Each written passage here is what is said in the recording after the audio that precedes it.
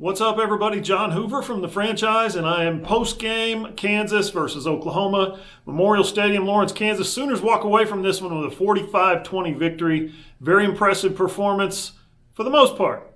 On the scoreboard, it looked okay. Sooners were a 32-point favorite, ended up not covering that spread, but Oklahoma walks away from this thing with a little bit of regret, a little bit of remorse about some of the things that occurred. I want to go over a couple of notes with you. The game was delayed by rain by 30 minutes. Okay, so there was a lightning storm that came through in the morning. It was 11 a.m. kickoff. Lightning storm came through, delayed kickoff by 30 minutes, wiped out the 90-minute pregame warm-ups that the teams usually go through. So it was so strange. There was a national anthem. There was basically no one on the field, no one in the stadium. The band played from the seats, which is just I don't know if I've ever seen that before. Nobody on the field. And then about 3 minutes later comes this amazing flyover from the United States Air Force. 4 F-16s flew over, totally out of nowhere. We didn't know what was going on. We weren't expecting it. Somebody knew, of course. But meanwhile, the Oklahoma football team was sitting in the locker room. Lincoln Riley, he said they warmed up for 35 minutes and then couldn't go back to the locker room because they weren't sure when the game was going to start. So they got their warm-up and then they had to kind of just hang out and wait. That was really bizarre and really awkward for the team. All that plus Texas next week in the Cotton Bowl. The Texas Longhorns are looming in Dallas next week. I think the team got distracted at the beginning of the game. I think maybe they got a little distracted during the week with Texas being next on the schedule. And, hey, they're just playing Kansas this week, right? What's the point of – no.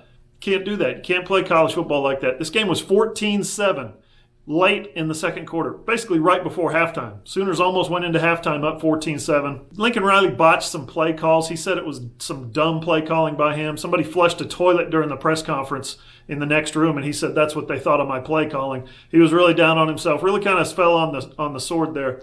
But Oklahoma got it was crazy. They had a first and goal at the 7, ended up a couple of penalties, couple of negative plays, and pretty soon he ran a reverse, like 2 plays after he ran a reverse pass. The play got blown up. CeeDee Lamb throws it to Jalen Hurts. Jalen Hurts doesn't know what to do with it. He gets tackled for an additional loss. Total thing was 23-yard loss.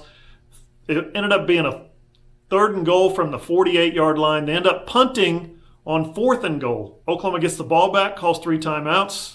And they score. Big punt return by CeeDee Lamb. They score really quick, really suddenly, and I think that really kind of sapped a little bit of what Kansas was trying to do. But it stretched the scoreboard a little bit, too, at halftime. 21-7, Oklahoma gets the ball to start the second half. They score immediately. They get a 3 and out. They score immediately again. In the span of about 9 minutes, that thing went from 14-7 to 35-7, and the game was over. Ramondre Stevenson added a 61-yard touchdown run early in the fourth quarter to stretch it out to 42-7. Ramondre Stevenson, by the way, in addition to that 61-yard touchdown run, 109 yards on 5 carries. Guy only averaged 22 yards a carry tonight. The Sooners still had issues tonight on the offensive line. Eric Swenson was out. Not sure what the situation is there. Might be a foot injury, might be an ankle injury, something like that. On the right side, you've still got Adrian Ealy out with the knee injury that he missed last week's game against Texas Tech. You got Robinson, who slid out to right tackle. You've got Walker, who comes in at guard again. Creed Humphrey, obviously the center. Hayes is playing left guard. And today, R.J. Proctor played left tackle. So a little bit of, I think the 5th game in a row, the Sooners have had a different starting lineup for their opponent. And, it makes a difference. Again, I don't want to beat up those guys too bad. There were some holding penalties and there were some issues, a little bit of protection issues. But get these numbers. Sooners came in averaging 10.4 yards per play, right? Per offensive play. They're getting a first down every time they snap the football on average. Well, today they averaged only 8.3 yards per carry, which, remember, was last year's average and would be an NCAA record. So OU today, they're getting beat up for, penalties, and they're getting beat up for negative plays. They had a 23-yard loss. 8.3 yards per play, 545 total yards of offense. Not bad for an off day, and not bad for what Lincoln Riley said was a bad day of calling plays. Averaged 7.2 yards per carry in the running game. Jalen Hurts was not great, like he has been, but he was not bad either. 16 of 24 for 226 yards, 228 yards, 2 touchdowns. He also ran for 56 yards and 2 touchdowns on 10 carries. So Jalen Hurts, again, 4 touchdowns accounted for. It was his first Kansas game. I didn't really ask him about his first Kansas game in the postgame press conference. I asked him about his first Texas game. And he said, I'm from Houston. I know all about it. I said, yeah, but you've never played in one. He said, I've played in the Iron Bowl. I'll be fine. I have no doubt that Jalen Hurts is going to be fine. He's got to, at least, you can tell he doesn't want to answer those questions. He doesn't want to talk about it. Doesn't want to act like it's a big thing or taking him out of his element. But you can tell he's got a sense of humor about it too, so that was funny.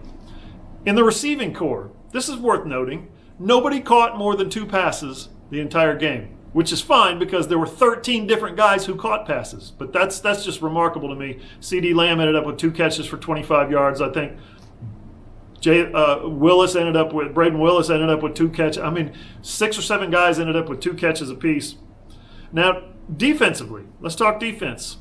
Alex Grinch was not happy, and I'll tell you why. Puka Williams, 137 yards on 23 carries, which, of course, beats the 15-carry, 252-yard, 2-touchdown game that he had last year in Norman. No doubt about that. So he averaged 6 yards a carry. Sooners are probably okay with that. He really embarrassed him last year, really made him look bad. I think they were able to mitigate some of that this year.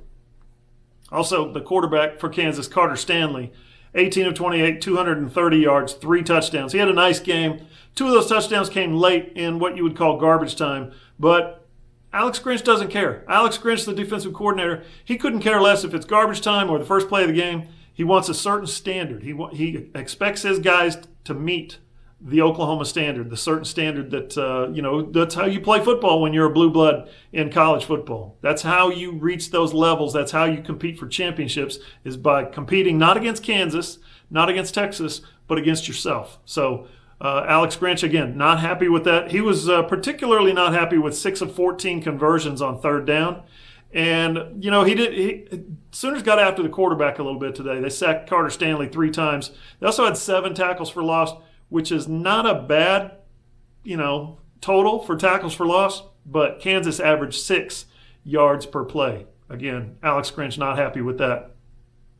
I want to get to next week's game. It's the Red River Shootout in Dallas. I'm 11 a.m. kickoff at the Cotton Bowl at State Fair Park. I'm going to be there. I'm going to be bringing you more coverage just like this. But the guys after the game, the players, the coaches, they all said to a man, I don't think that really we had our eye on Texas this week. I don't think we were distracted by what lies ahead. I don't think anybody really was thinking about the Longhorns. We had our eyes on Kansas.